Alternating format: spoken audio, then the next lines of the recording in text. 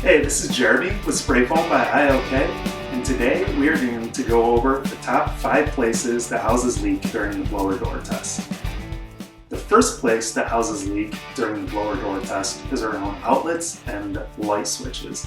So when people are putting in their fiberglass insulation in their wall, they're putting their bats in, and a lot of times people will just take their light switch, they'll see it, and they'll just cut around it and tape it to the front of the light switch, or sometimes they won't even tape it to it, they'll just put it like around the wall outlet. But what really needs to happen, what we would recommend, is if you take a piece of rigid iso board that's thick enough to fill the gap behind it, and you slide it behind that outlet or that light switch, and then you can take a can of foam and foam that right in. Now you have a full continuous insulation barrier that you can tie your fiberglass to, and you won't be sucking cold air in. And we do see a lot of air leakage in this one spot. It's probably one of the number one spots that we see a lot of air leakage. The second place that we see a lot of air leakage is around plumbing penetrations and electrical penetrations through the exterior walls.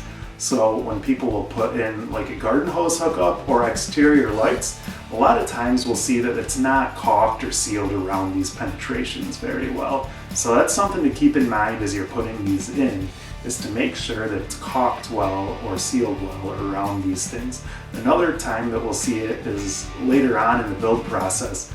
Like the cable or internet provider will come and they'll just drill holes through the house, and they won't be caulked well. Sometimes they'll put like a little rubber seal, but they really need to be caulked really well to prevent air leakage and potential condensation and mold issues in these spots down the road.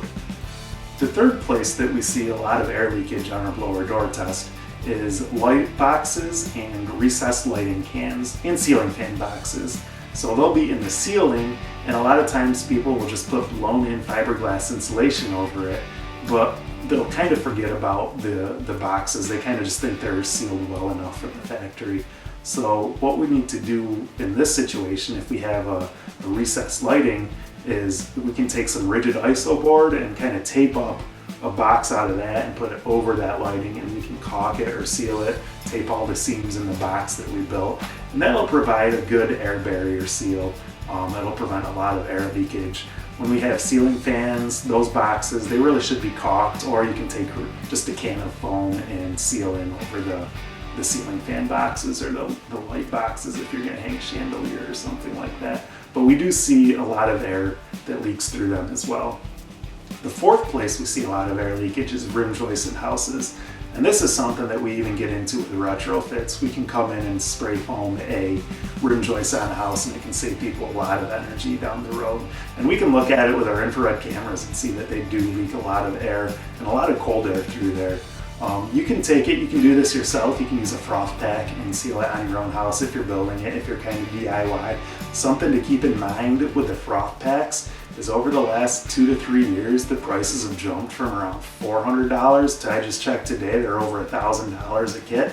At $1,000 a kit, you're getting really close to calling a professional contractor to come in and do it. So definitely weigh in your options on that. It actually might be cheaper to have someone quoted and come in and do it if you go with a reputable foam contractor. The fifth place that we see air leakage on the blower door test is along the bottom of walls. So people will frame up their walls, they'll tip them up on the floor, but they won't caulk along that bottom of the framing. And that really needs to be done before the drywall's in, ideally. You can do it after the drywall's in, before the trim. But that's another common spot that people forget about when they're building their house. And we see a lot of air leakage, particularly on slab foundations. It's normally not as bad if you have a full foundation, but if you're tipping it up on a slab, we see a lot of air leakage there. On top of that, there's the standard places. Make sure your windows are installed well.